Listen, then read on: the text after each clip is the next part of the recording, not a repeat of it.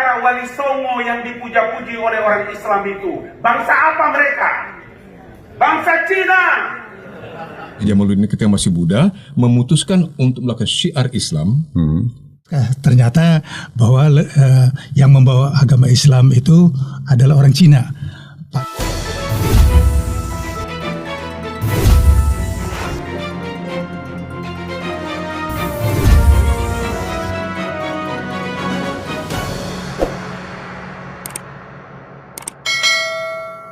Kapan datangnya Cheng Ho ke ini? Dalam kaitannya apa dia datang ke Pulau Jawa? Itu saja, Pak. Ya, baik. Tadi karena kita lihat Ngabalin menyebut Wali Songo dan Cheng Ho. Ya. Ya. Ini juga saya punya versi lain. Ya, saya nggak katakan versi saya betul, tetapi versi lain. Jadi kalau saya memang banyak membaca bukan hanya sumber-sumber Wikipedia Indonesia, banyak yang salah. Saya juga membaca sumber-sumber dari bahasa Inggris, Jerman, Belanda. Karena saya hampir 30 tahun tinggal di Jerman. Nah, jadi kalau membaca sumber-sumber dari luar, ya, antara lain itu, kalau di Indonesia Konghucu masuk kategori agama kan? Nah, kalau bahasa Jerman coba lihat ya, Konghucu, Confucius, ya, itu bukan agama, itu filosofi, atau disebut Weltanschauung, pandangan dunia, bukan agama. Oke, itu contoh kan. Kemudian mengenai Cheng Ho, Admiral Zheng He, ya, dia itu beragama Buddha. Kata orang Jerman ini? Iya, jadi dari sumber-sumber Jerman, Inggris, ya, dia itu bukan Islam, ya. Karena bayangkan untuk panglima di satu kerajaan, dia kan tentu orang-orang kepercayaan.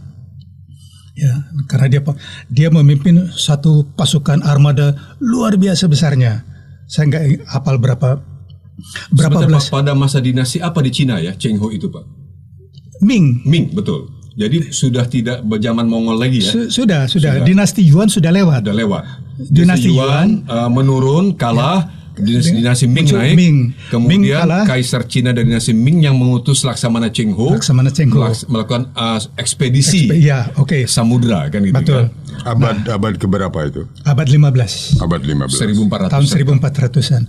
Ya, jadi yang banyak memaknai menuliskan bahwa misi dari Cheng Ho adalah misi perdamaian. Ya, misi perdamaian. Ada betulnya. Tetapi yang lebih luas dari itu adalah misi dia untuk mewujudkan Pax Sinica. Terjemahannya adalah perdamaian Cina. Meniru dengan Pax Romana 2000 tahun sebelumnya kan. Di mana di situ Pax Romana disebutkan sebagai perdamaian Roma. Sesungguhnya ekspansi kan, ekspansi. Pak? Jadi untuk mengalahkan satu negara tidak perlu dengan langsung perang. Ya, mengirimkan ekspedisi dengan tawaran surat, kamu tunduk nggak sama aku? Delegasi perdamaian. Ya, delegasi. Jadi menawarkan. Sebetulnya jadi begini, Roma damai aja, Pak. Ya, Roma karena pada waktu itu masalah utama untuk semua negara adalah jalur perdagangan. Betul. Jalur perdagangan yang sangat tidak aman. Ya. Nah, Roma menawarkan dijamin perdagangan dengan damai. Tapi syaratnya kamu mengakui Roma sebagai atasan. Nah, kalau dikirim 20.000 tentara di situ masuk ke depan kota atau benteng, kan udah lihat gitu. Ya, udahlah lebih baik ngakui aja daripada buntutnya hancur kan. Ya.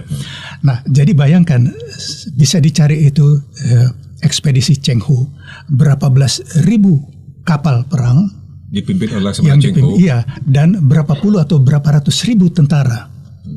Jadi kalau datang begitu kan ke satu pelabuhan. Kalau nggak salah Pak, ada versi lain, Laksamana Cheng Ho itu diutus oleh dinasti Ming itu justru juga untuk menemui Majapahit agar membuat Majapahit takluk kepada kaisarnya dia gitu. Iya memang begitu. Jadi mengirim utusan begitu ya. Tapi, dengan kan ini efek psikologis. Modusnya tawaran mengancam, damai dulu. ngancam, Sebenarnya ancaman halus ya. Ya, ancaman halus. Kan dia tawarkan jalur perdagangan damai, aman dan kami damai. jamin, Ya. tapi harus bayar upeti. Kan itu intinya. Intinya di situ. Jadi ini masuk dalam konsep Pax Sinica. Dari dinasti sebelumnya juga sudah melakukan. Jadi setelah Pax Romana, Inggris mengusahakan juga Pax Britannica, Belanda mengusahakan Pax Neerlandica, Amerika juga Pax Americana dan sebagainya. Itu biasalah kalau satu negara sudah kuat dia mau jadi penguasa dunia. Nah, itu memang dalam rangka Pax Sinica. Jadi bukan untuk menyebarkan agama Islam. Ya. Jadi terbantahkan dong mengenai Cheng Ho itu sebagai Saya nggak bisa, saya tidak mengatakan membantah, tetapi harus baca sumber-sumber lain. Ya, begini Pak Batara, itu bisa benar dan bisa tidak. Kita lihat bahwa Wali Songo pertama itu adalah Syekh Maulana Malik Ibrahim. Iya. Kalau menurut sejarah dibaca bahwa Syekh Maulana Malik Ibrahim itu turunan ke-22 dari Kanjeng Nabi Muhammad. Ya. Kalau kita lihat satu generasi itu 10 tahun itu kan 220 tahun. Dari, kalau 20 tahun? Kalau 20 tahun 400 tahun. Islam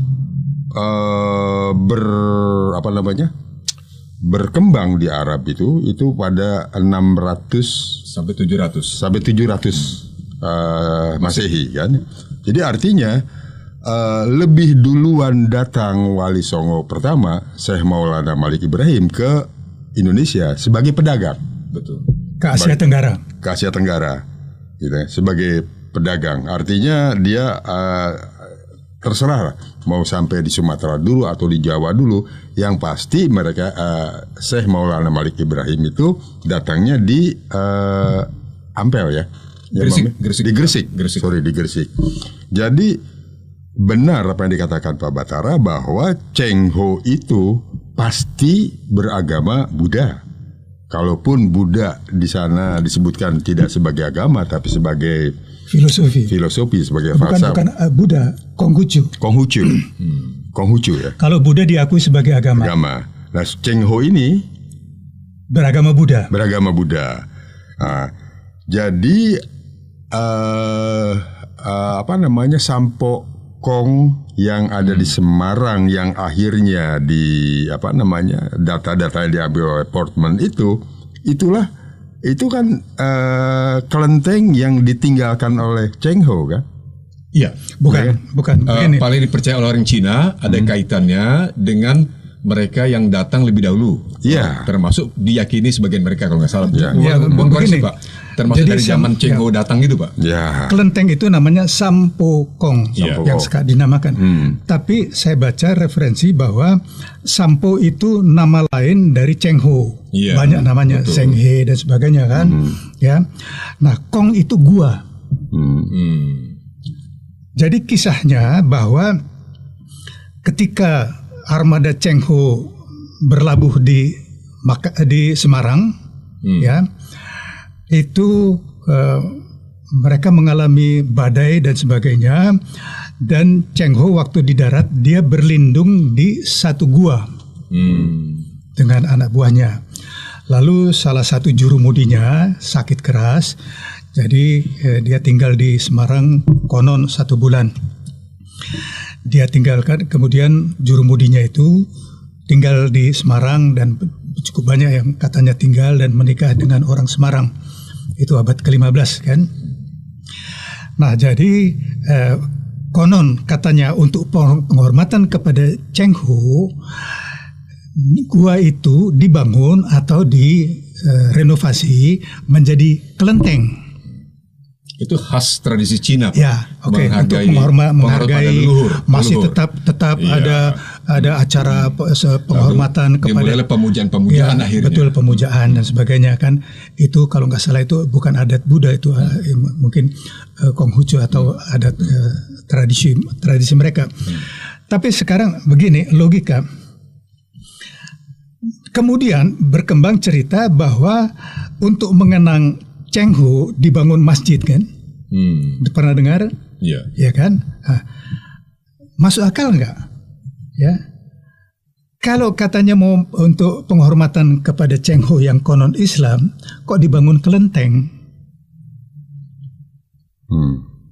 Ya. Tapi kan yang dibangun kelenteng. Nah, jadi sekarang begini. Itu kelenteng yang diambil yang mula-mula dokumennya. di gua, kemudian karena ada banjir, longsor dan sebagainya, pindah dibuat satu bangunan. Sehingga akhirnya bernama Sampokong tadi. Iya, jadi maka nama awalnya kan Gua Sampo. Ya, dan dokumen-dokumen di situ yang diambil oleh Portman itu. Nah, ini mau saya jelaskan pakai logika. Itu dibangun abad ke-15. Kemudian banjir segala macam, kan? Banjir, tanah longsor, dibangun di tempat lain. Tapi sampai sekarang kan Semarang terkenal banjirnya. Iya. Yang pasti banjir rob. Iya, artinya, laut, pasang. artinya sampai Iya, sampai ini sekarang. bukan untuk capres. Enggak, Bukan. fakta memang begitu Pak. Dari Bukan. dulu air laut Jadi, itu selalu naik kan Pak. Iya, jadi artinya sudah memang ya sudah lama. Iya, Pak. Jadi ini sudah dari mulai Cheng Ho, itu juga gua itu sudah kebanjiran. Ya. Nah, kemudian dibangun kelenteng di tempat lain. Ada catatan tahun 1704 itu mengalami banjir besar. Ya, banjir besar baru direnovasi kalau nggak salah 20 tahun kemudian. Ya, nah setelah itu ada catatan mengalami 2 kebakaran. Nggak disebut tahun berapa, tapi itulah kronologinya kan. Iya. Kenapa dipindah-pindah dan sebagainya kan. Nah, jadi itu Sampokong dikenal sebagai tempat ibadah Tridharma. Tridharma itu yang ada di Cina, yaitu Buddhis, Konghucu, dan Taoisme. Nggak masuk Islam. Nggak pernah Jumatan orang di situ kan. Coba tanya aja, pernah nggak dipakai Jumatan? Nah ini logika-logika Sampai saja. sekarang ini ya? Iya makanya Sampai sekarang ini nggak sampai pernah sekarang. dipakai. Makanya itu coba dikenal. Kuil Sampokong itu tempat ibadah Tridharma. Ya. Kemudian begini sekarang. Jadi kalau dikatakan ini dokumen-dokumen yang umurnya 400-500 tahun. Ya. Apakah dijamin dari kebanjiran, longsor dan kebakaran itu selamat itu Masih aman dokumen-dokumen? dokumen. Kalau tertulisnya di kertas sangat diragukan bisa selamat ya, berabad-abad. Tapi kalau ditulis di atas kulit hewan misalnya, masih ada peluang. Tapi kemungkinan itu kecil kan. rusak juga lah barangkali. Rusak. Pak gini Pak, Oke. sebelum ini Kang. Tapi Kang. intinya Iya. untuk mempertanyakan. Betul. Mempertanyakan karena ini kan cuma ceritanya dia. Mempertanyakan validitas data atau dokumen yang diambil oleh Portman, konon didapat oleh Portman dari kuil Sampokong. Ya, Nah, tiga gerobak. 3 gerobak, ya Pak. Sekarang gini Pak, tadi kan kalau berangkat dari pidato menggebu-gebu Ngabalin. Pak Ali Mokhtar Ngabalin itu kan selain mengenai Wali Songo juga Cheng Cheng Ho. Oke. Nah kaitan Cheng Ho itu bukan dengan Wali Songonya langsung, tetapi karena ada kaitan dengan dokumen. Dokumen. Yang Portman. Ini Itu supaya lurus nih bagi viewers Bravo Segang ya. Ya. Nah saya Pak begini Pak, lepas dari soal Cheng Ho, yang menurut saya sesungguhnya dari apa yang saya pernah baca-baca, Pak Batara, Kang Garna, Cheng Ho itu memang agak sulit kalau dikaitkan dengan peran Wali Songo, kan gitu Pak ya. Tidak ada sejauh ini katakanlah teks ataupun sejarah yang mengaitkan Cheng Ho dengan Wali Songo khususnya. Kalau terkait dengan keislamannya dia ataupun dakwah Islam diperdebatkan. Tadi kan ada teori juga Pak ya dari Pak Batara berdasarkan sumber dari Jerman dan lain-lain. Tapi kembali Pak, kalau ada yang menarik tadi Pak. Tadi Pak mengatakan kalau seorang mantan presiden Indonesia, yaitu waktu itu Bapak mengatakan tadi B.J. Habibie. Bapak selain B.J. Habibie, Pak Abdurrahman Wahid almarhum Gus Dur. Ini menarik Pak. Karena yang pernah saya baca hal lain yang terkait beliau yang pernah saya baca adalah bahwa udah lama nih saya baca Kang Garna, Pak Batara, kira-kira sejak 4 atau 5 tahun yang lalu bahwa tidak lama setelah beliau selesai atau tidak lagi menjabat presiden, almarhum Gus Dur itu suka mendatangi dan kemudian menyatakan beberapa tempat yang diyakini oleh banyak masyarakat Indonesia, khusus kaum muslim, sebagai tempat beberapa wali atau leluhur wali justru. Misalnya contoh, satu tempat di Mojokerto itu dinyatakan oleh beliau sekitar tahun 2000, jelasnya setelah beliau tidak presiden lagi. Itu memang ada suatu makam yang diyakini sebagai makam yang disebut sebagai makam Sayyid, orang Jawa mengatakan Jumadil Kubro, sebetulnya dari Husain Jamaluddin Al-Kubro. Nah, banyak orang Indonesia kan, khusus Jawa, Muslim Jawa, meyakini Sayyid Husain Jamaluddin Al-Kubro ini atau Jumadil Kubro kata orang Jawa adalah leluhurnya para wali songo, gitu kan Pak.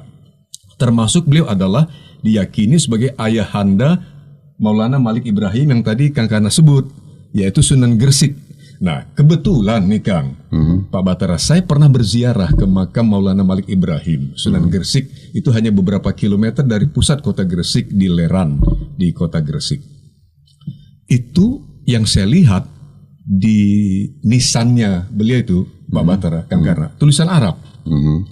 Ada terjemahannya, bagusnya ada terjemahannya. Antara lain yang saya ingat tuh poin-poinnya adalah bahwa di sini adalah makam seorang hamba, seorang yang sangat mengharapkan ridho, dalam bahasa Islam ridho dari Allah Subhanahu wa taala, kemudian berharapkan rahmat dari yang maha luhur, sang maha pencipta, dari Allah, dari seorang hamba yang adalah guru banyak pangeran, yang menjadi teladan banyak sultan, dan pelindung kaum fakir miskin. Itu maksudnya Sunan Gresik Kang, oleh Malik Ibrahim, dan itu dalam bahasa Arab. Nah, saya dengan demikian waktu itu semakin yakin bahwa kan kita yakini Maulana Malik Ibrahim berdasarkan tahun wafat beliau deh. Di situ ada Pak Kang Karna, di nisan beliau wafat pada tahun 1419. Saya cek lagi tadi karena waktu saya ingat betul, saya lihat tahunnya dalam tahun Hijriah 882 itu kalau nggak salah Pak, 882 Hijriah. Dan kebetulan saya ingat betul beliau itu meninggal di tanggal 12 Rabiul Awal, yang kebetulan sama dengan tanggal lahir dan tanggal wafatnya Kanjeng Nabi besar Muhammad SAW, Rasulullah kan Pak dalam Islam. Itu saya ingat karena tanggal 12 Rabiul Awal. Beliau itu Sunan Gresik, Maulana Malik Ibrahim itu kan adalah yang diketahui sebagai wali songo tertua. Kalau kita yang pertama. Yeah. Kalau kita meyakini konsep wali songo itu hanya 9 orang itu Kang. Yeah. Konon katanya kan ada banyak versi Kang Karna, Pak Batara. Wali songo itu bukan hanya 9 orang yang kita kenal sekarang dari Sunan Gresik, Maulana Malik Ibrahim, kemudian Sunan Kalijaga, Sunan Ampel dulu, kemudian putra beliau Sunan Derajat, Sunan Bonang, Sunan Kalijaga, Sunan Kudus, Sunan Muria, Sunan Gunung Jati, dan Sunan Giri. Tetapi ada wali-wali songo lainnya. Yang penting per periode itu ada 9 orang. Nah, lepas dari itu diperdebatkan kan. Tapi kembali kepada Maulana Malik Ibrahim, saya jadi ingat setelah Kang Karna tadi menyebut, waktu berziarah itu kebetulan saya sedang di Surabaya. Saya mampir selama saya di sana. Saya coba baca-baca lagi Pak Batara, apa yang pernah saya baca, saya ingat-ingat, oh iya, ini kejadian saya waktu berziarah tarik itu tahun 2010 atau 2011. Ternyata betul bahwa Maulana Malik Ibrahim yang kita kenal sebagai Sunan Gresik itu adalah berdasarkan, itu kan artefak kan Pak ya, nisan itu artefak, adalah seseorang yang diyakini berasal dari wilayah Timur Tengah sekarang. Boleh Arab, bisa jadi, ada yang mengatakan beliau Maroko Pak. Maroko itu kan Arab Barat Kang, Arab Maghribi. Kang Imam masih Afrika Utara. Disebut Arab Maghribi. Maroko juga berbahasa Arab kan Kang. Bisa jadi. Tetapi yang pasti, Kang, karena benar, beliau itu adalah keturunan dari Nabi Muhammad SAW, ditegaskan oleh peneliti Belanda, Kang, karena saya ingat Pak, yaitu Van Brunesen, kalau salah Pak, Van Brunesen yang menyatakan bahwa beliau itu adalah keturunan dari Ali Zainal Abidin, gitu kan. Siapa Ali Zainal Abidin? Kalau orang Islam mengatakan Sayyid atau Al-Imam Ali Zainal Abidin, beliau adalah putra dari Imam atau Sayyid Husain yang gugur di Karbala. Husain adalah cucu Nabi Muhammad. Hasan Husain. Ya, Husain saudaranya Hasan. Husain gugur di Karbala, syahid di sana.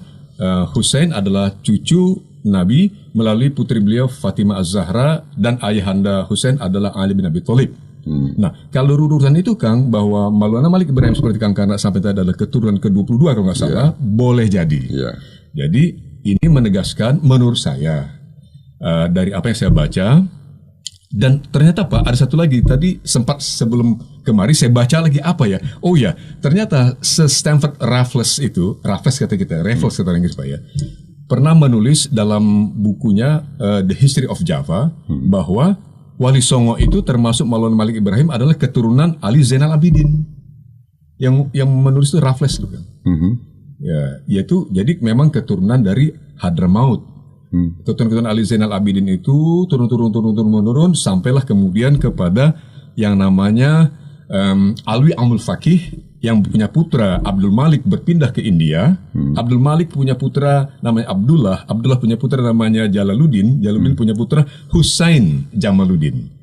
Yang kita ceritakan tadi makamnya dikunjungi dan direnovasi oleh mantan Presiden Abdurrahman Wahid almarhum Gus Dur yang di Mojokerto. Ternyata beberapa tahun kemudian almarhum Gus Dur menemukan yang lebih diyakini sebagai makam sejati dari Syekh Jamaluddin Al-Kubro atau Husain Jamaluddin Al-Kubro itu adalah di desa Tosora di Wajo, Sulawesi kan. Dan Gus Dur ke sana. Jauh sekali Kang. Beliau yang merenovasi. Tinggal itu Kang hanya tapak-tapak bekas masjid. Dan memang diyakini Husain Jamaluddin itulah yang menurunkan Maulana Malik Ibrahim. Sunan Ampel itu cucu beliau. Putra-putra Sunan Ampel adalah Sunan Derajat dan Sunan Bonang. Jadi Syekh Maulana Malik Ibrahim, Wali Songo yang pertama itu, iya Kang, bukan datang dari Jazirah Arab ke Pulau Jawa untuk menyebarkan agama Islam. Sebelum itu masih ada. Yang mendahului adalah ayahanda diyakini, ada sebagian peneliti mengatakan ayahanda beliau, tapi ada mengatakan kakek beliau yaitu Husain Jamaluddin Al-Kubro Kang. Yang di Sulawesi itu. Di Wajo makamnya. Jadi gini ceritanya yang saya baca Kang, dibenarkan oleh Van Brunussen itu, mohon kalau saya dikoreksi Pak Batara.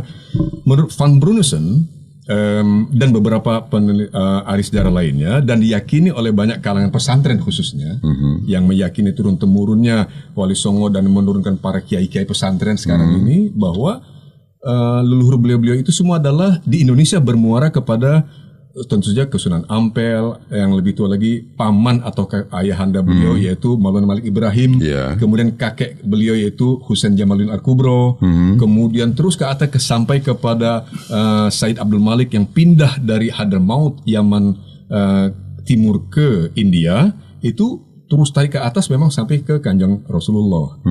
Nah, jadi ini semua menurut keyakinan dan apa yang pernah saya baca sejauh ini, dan yang saya lihat satu saja dari contoh yang tertulis di makam Maulana Malik Ibrahim, betul bahwa nggak ada kaitan dengan Cina. Tidak ada kaitan dengan Cina. Jadi Pak Batara benar sekali menurut saya. Tadi kan kita menguji kan Pak ya.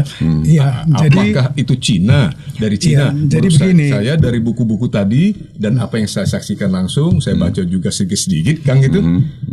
Baru saya hanya meyakini bahwa bukan dari Cina. Mungkin, ini Pak, ini cerita Pak, Kang, ini sedikit apa deh. Kita perlu menguji mungkin pada kesempatan yang lain Pak ya. Konon Syekh Jamaluddin Al-Kubro atau Jumadil Kubro kata orang Jawa itu Kang, berusia panjang. Dalam hidup beliau pindah-pindah setelah meninggalkan negeri beliau. Karena ayahanda beliau kakek beliau kan di India, di Hyderabad sekarang namanya Kang.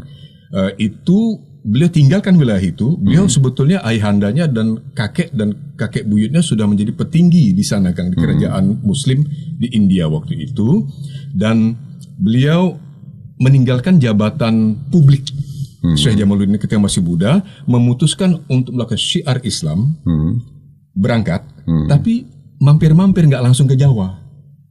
Mampir beberapa tempat di mana beliau menikah dengan wanita setempat, gitu, lahir putra beliau, gitu Pak. Gitu ya. Pernah tinggal kata di Champa yang kata Bapak katakan tadi Pak, itu bagian Vietnam kan Pak ya? Konon pernah di Champa. Jadi begini. Pernah di Aceh, sampai akhirnya di Jawa dan berakhir beliau di Sulawesi. Begini. Di buku Selamat Mulyana itu ditulis bahwa itu putri Cina. Ya. Sebagai Iya, makanya. Nah, jadi ini kan juga perlu dipertanyakan. Kan banyak sumber-sumber lain Betul. yang selama ini mengatakan itu putri Champa. Iya. Karena Champa itu ya musuh bebuyutan dari Cina. Betul, Pak. Champa itu sekarang Vietnam. Betul. Kan sampai sekarang perang terus. Cina sama Vietnam. Iya, Cina Vietnam. Kan ratusan tahun mereka berperang. Iya. Ya. Nah, jadi itu kaitan-kaitannya. Nah, kemudian saya juga mau mempertanyakan di sini, ini kalau ditulis seorang profesor sejarah, nah ini kan dari era di halaman 49, Jakadila berangkat ke Majapahit dan bertemu dengan Pati Gajah Mada. Berarti kan akhir abad 14 kan? Iya. Nah, kemudian di sini sementara itu tentara Wandan dan Inggris datang menyerbu. Inggris, Pak ya. Ya. Pada waktu apakah Inggris sudah datang? Iya, makanya kan. Nggak make sense kan, nggak masuk nalar. Iya, nggak masuk nalar. Iya. Ya, tentara Wandan dan Inggris. Ini Tentara apa namanya? Wandan. Wandan itu apa, tentara mana? Nggak tahu ya, karena ada beberapa pengertian berbeda. Wandan itu bisa jadi bencong, ya kan? Wandan, dan bisa jadi Wandan itu adalah penduduk dari Kepulauan Banda. Oh. Ya, saya pernah ketemu beberapa orang di Ambon mengenai persoalan pembantaian di Pulau Banda tahun 1621 kan. Nah, jadi itu memang dalam tengah-tengah perang merebutkan sumber pala yang pada waktu itu sangat mahal di dunia. Barang mahal, mahal lux, bisa luxury. 300 kali lipat harganya dibanding emas, di Eropa. Iya. Nah, jadi Lebih perang mahal dari antara emas katanya, Pak. Lebih mahal rebutan dari emas. antara Portugal, Inggris dan Belanda. Iya. Akhirnya pemenangnya Belanda. Nah, ini kan contoh aja. Iya. Saya kaget kan. Loh, ini ke Majapahit ada Gajah Mada, tapi kok ada tentara Inggris? Ya, menurut saya ya begini. pertanyaan besar kan gitu, Pak. Iya, ini contoh-contoh bahwa mungkin editornya, korektornya juga tidak cermat dan sebagainya. Jadi intinya begini, yang kita bahas adalah pernyataan bahwa Wali Songo Cina atau ada orang Cinanya, ada yang mengatakan 5 dan sebagainya. Nah, saya temukan sebagian terbesar itu sumbernya dari Profesor Slamet Mulyana, merujuk ke sini kan. Dan ini saya bukunya, saya baca sumber utama dan satu-satunya mengenai Wali Songo Cina itu adalah buku Tuan Kurau. Jadi kita bahas tadi, menimbulkan banyak pertanyaan dari aspek metodologi dan seterusnya, Pak ya. Ya, jadi intinya begini, tema utama kita adalah kalau saya membantah versi bahwa ada Wali Songo yang dari Cina. Jadi begini, kalau misalnya kita lihat tadi kemarin saya kirim juga dari Wikipedia kan, itu kan semua teori kan. Betul, Pak. Teori Hadramaut, teori Cina, teori Samarkand, ya. Samarkand ada lagi kan, berasal dari Samarkand. Oke, artinya penelitian sejarah mengenai apapun yang ada kaitannya dengan Indonesia itu bersimpang siur ya. Harus dilakukan penelitian. Belum ada satu pun yang tegas dan diterima secara luas sebagai satu-satunya kebenaran. Kan contoh gitu? Fatahillah. Siapa dari mana dia sebenarnya? Siapa Fatahillah dan dari mana? Kan ada versi Gujarat, ada versi Samudra Pasai, dan segala macam kan. Jadi contoh-contoh ya, juga mengenai penyerangan terhadap Sunda Kalapa ya, yang menjadi hari ulang tahun Jakarta tanggal 22 Juni tahun 1527 ya. Nah, itu dulu versi yang lama adalah pengislaman Jawa Barat, Banten dan sebagainya kan, karena waktu itu masih Hindu semuanya. Masih Pajajaran ya, Pak? Ya. Masih wilayah kerajaan Pajajaran. Iya, Pajajaran, kebagian segala. Tapi kemudian setelah banyak kritik berubah jadi mengusir Portugis, penjajah Portugis. Tapi dari catatan Portugis, mereka betul ada membuat perjanjian untuk berdagang dengan Surawisesa Raja Sunda tahun 1521, ada prasastinya. Tapi itu belum terwujud. Itu baru perjanjian prasasti tahun 1521. Dan konon diserbu oleh Kerajaan Demak, Kesultanan Demak dan Cirebon itu tahun 1527 konon. Ya. Tapi itu mengenai tanggalnya kan kita sudah pernah bahas juga di sini kan. Betul, Pak. Itu diragukan semuanya. Nah, jadi ya, yang jelas pada waktu itu tidak ada Portugis sama sekali. Ya, jadi bukan. Jadi mengenai ini contoh-contoh bahwa bagaimana harus dilakukan penelitian. Nah, ini contoh juga bagaimana sejarah masuknya Islam ke Pulau Jawa kan? Karena dikatakan penyebarannya. Ya. Nah, yang juga bersimpang siur contohnya lagi adalah masuknya agama Kristen ke Asia Tenggara. Selama ini dibawa oleh penjajah. Ya, saya baca juga kebetulan dari sumber berbahasa Jerman yang sumbernya itu berasal dari gereja Assyria Timur dan penulisnya orang Arab.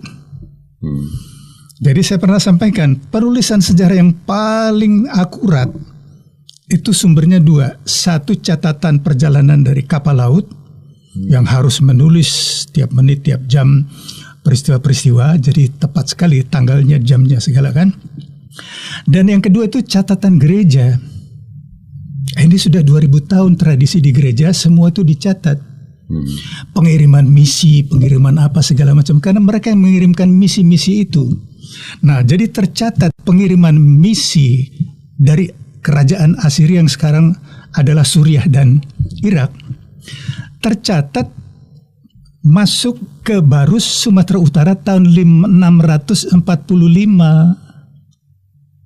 Wah, kalau itu benar udah lama sekali. Makanya, jadi saya mengkritik sering, banyak juga cukup banyak lah orang Batak Kristen yang benci sama Arab. Oh iya. Ya, benci, ya betul benci, ya harus keluar dari Indonesia. Saya hanya komentar, saya nggak debat kan, saya tulisan aja. Saya Bapak bilang apa? Ya, saya tulis ya, orang Kristen yang benci Arab tidak tahu persebaran ajaran Yesus. Ya, orang Batak Kristen yang benci Arab nggak tahu siapa yang membawa ajaran Yesus ke tanah Batak pertama. Ya, jadi sekarang mungkin sedikit ini untuk kalau tadi Bapak menyebut dari sumber yang Bapak sebutkan 645, ya. itu udah lama sekali, Pak. Iya, dan gereja tertua yang ada jauh sebelum Nabi Muhammad pindah atau hijrah ke Madinah itu kan. Ya. Jadi Islam belum menyebar kemana-mana. Ya, ini yang mau saya katakan. Iya. Ini yang saya mau katakan. Sebelum Islam ada tahun 611, ya, agama sebelumnya apa? Kristen, Nasrani, Kristen. Ya, nah kan coba sekarang lihat peta.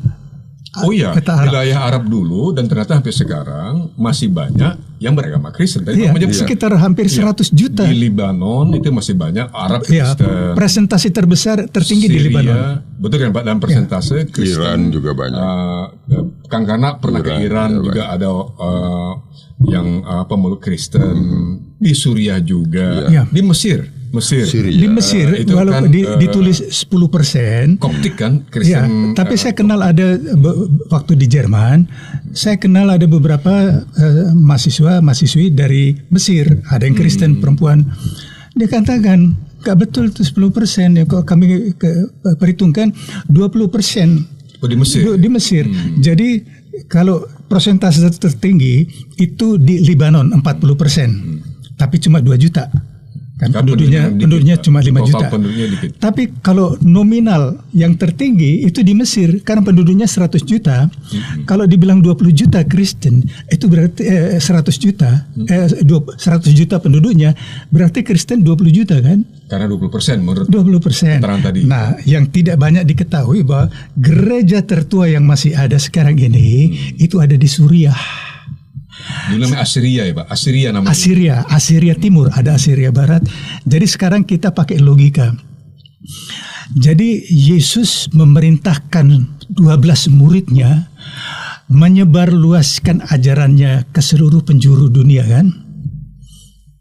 Ya, dia perintahkan. Nah, coba lihat Yerusalem di mana? Di Israel. Di mana letak Israel? Tetangga yang paling utara Lebanon, kanan Yordania, Suriah, selatan Mesir.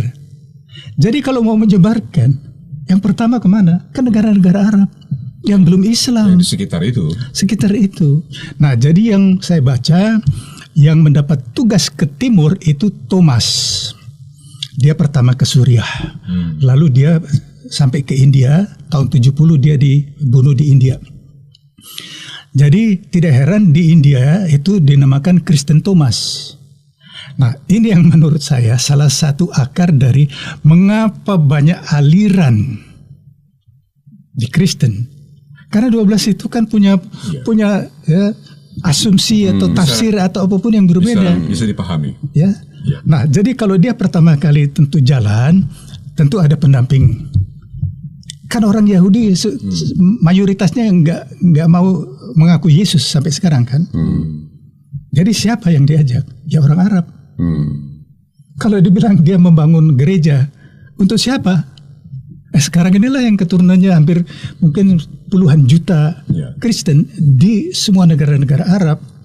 Ya. Karena memang pada waktu itu lebih dahulu mereka menjadi penganut Kristen sebelum datangnya Islam. Sebelum datangnya Islam. Nah, jadi beberapa tahun yang lalu kita pernah membaca di media kan, pemerintah Malaysia melarang umat Kristen menggunakan nama Allah kan. Nah, kalau orang Arab Kristen sembahyang, apa yang dia sebutkan dong? Nah, ini masalah bahasa. Jadi nggak usah ribut persoalan Assalamualaikum, Assalamualaikum, itu kan satu rumpun semuanya. Ya. Nah, intinya adalah begini, yang berlaku untuk semua. Jadi seperti sejarah, ini kan tafsir. Sejarah itu tafsir. Tafsir kan. Jadi seperti Asfi menyebutkan, Selamat Mulyana menyimpulkan tafsirnya dia. Bahwa si ini begini tafsirnya. Ini selalu saya garis bawahi, ya. Dan tafsir ini berlaku untuk banyak bidang, untuk filosofi, untuk pandangan apapun ya.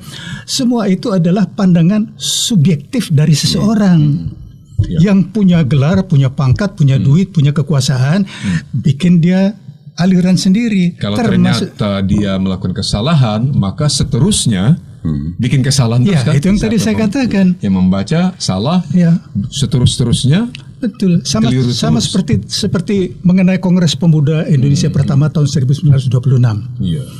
Yang penulis pertama mengenai itu dikatakan itu gagal. Tanpa merinci lagi, tanpa dia segala macam ya. Pokoknya dia pun hanya mendengar, dia kemudian menulis Kongres pertama itu gagal. Ukurannya itu apa? Nah, karena sumbernya itu dia orang terpercaya, tulisan-tulisan berikutnya merujuk pada dia kan. Sehingga disebutlah Kongres pertama gagal. Saya membantah. Coba inilah keberhasilan. Nah, tergantung dari sudut pandangnya kan. Saya membaca sendiri. Dan pada gilirannya Pak, akhirnya masyarakat dalam hal ini viewers Bravus, ya kan ya. Mereka menggunakan nalar ini Pak. Iya, jadi ini yang saya maksud. Karena penelusuran. Ya, karena saya khawatirnya begini. Ya, ini upaya adu domba dalam segala bidang di Indonesia. Terutama yang paling empuk untuk diadu domba itu agama. Ya kan? Ya. Nah, jadi sekarang itu yang saya sampaikan. Perlu berhati-hati Pak ya, Harus berhati-hati. Termasuk dalam konteks Wali Songo tadi kan Pak ya. Termasuk ya. Sebagai topik kita hari ini kan. Ya betul. Jadi termasuk intinya nggak usah ngotot. Nggak usah ngotot terhadap satu versi yang dia baca puluhan tahun yang lalu. Meyakini itu yang paling betul. Saya nggak mengatakan saya yang paling betul kan. Saya hanya membawa sumbernya. Ini saya bacanya begini.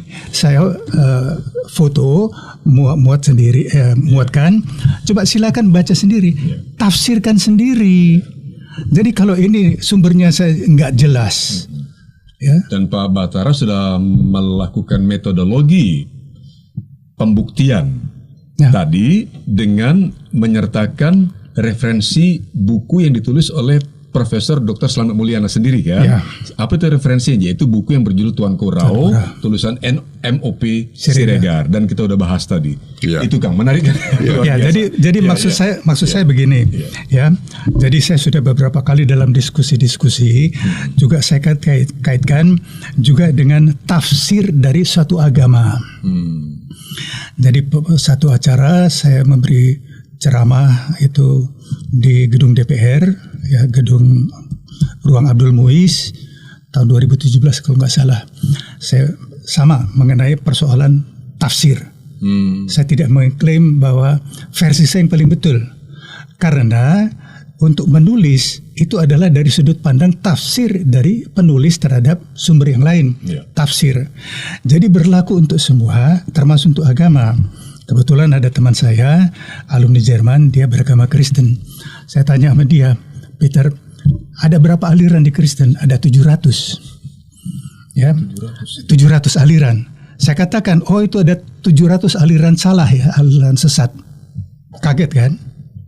Karena logikanya begini, kalau aliran yang satu mengatakan aliran lain sesat, dia mengatakan yang lain juga sesat.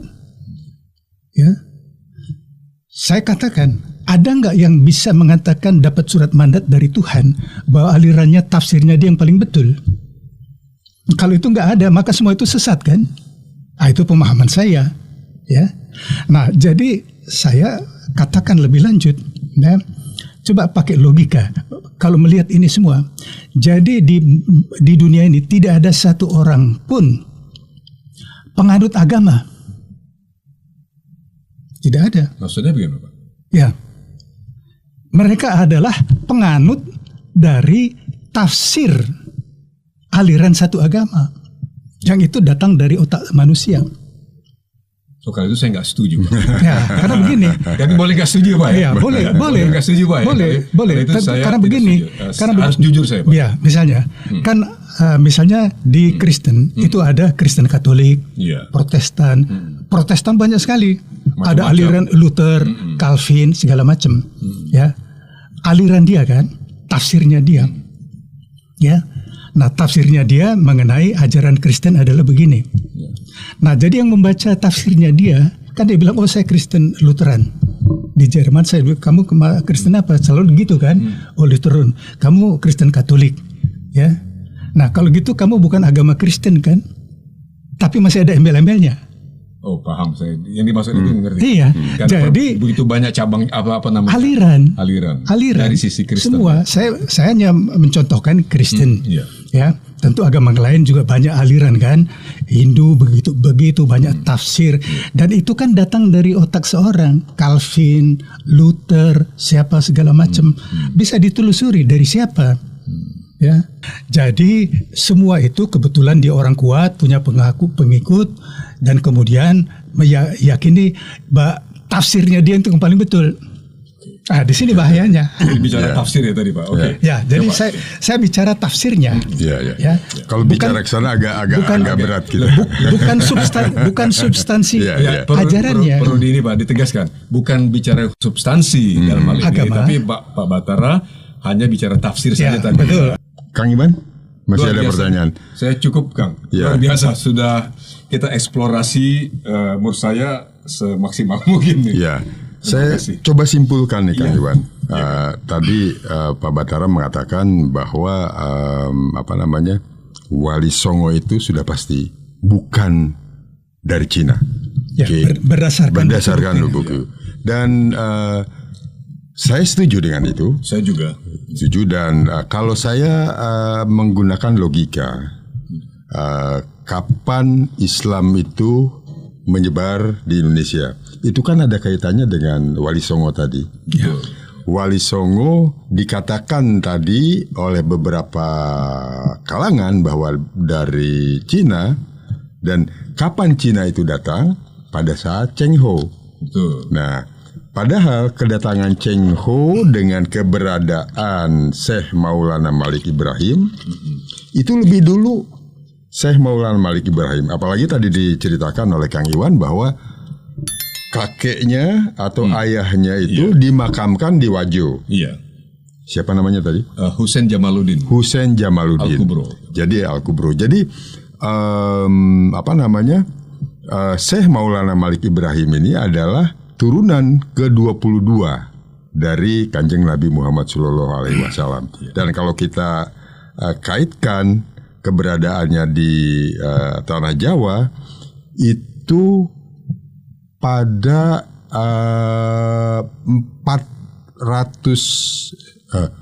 22 kali 20, anggaplah 21 generasi. Itu 400 kurang lebih ya. Ditambahkan dengan apa? Jadi pada abad ke-800. Ya. Pada abad ke-800. Abad ke-8. Abad ke-8. 8 Hijrah kan. Tahun 8 abad 8 Hijrah iya.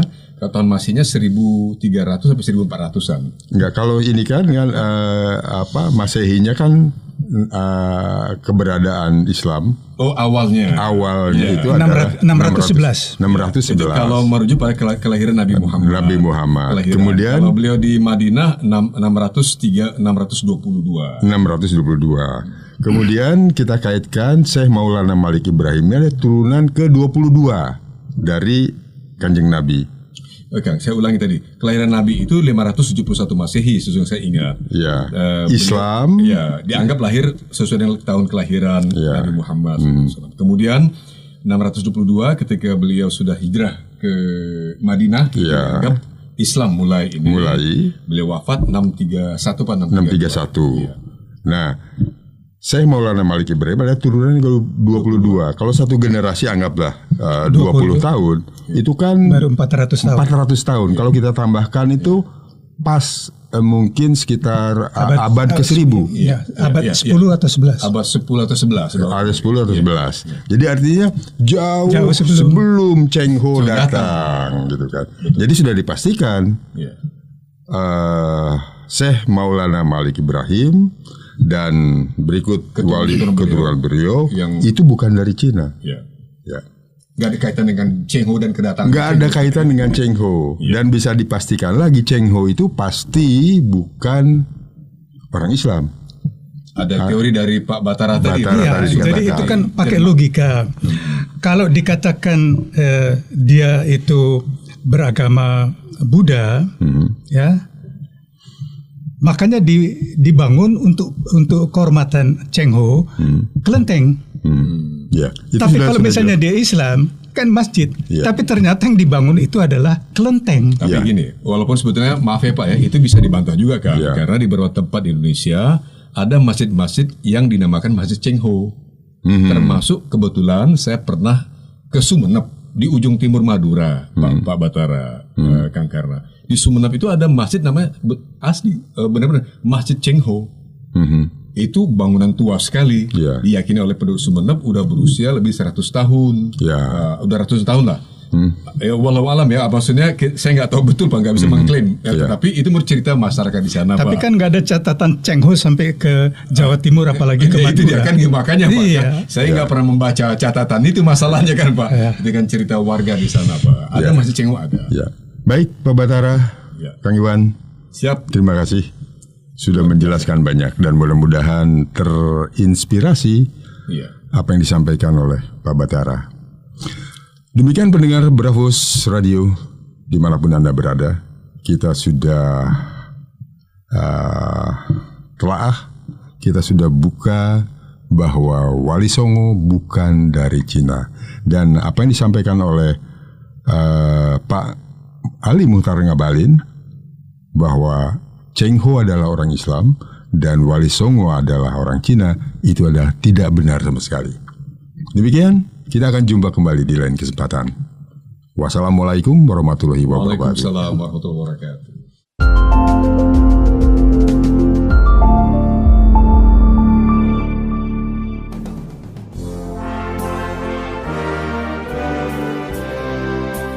Terima kasih Anda masih terus mendengarkan Bravos Radio dari Batu Ampar 1 nomor 6 Kramat Jati Jakarta Timur.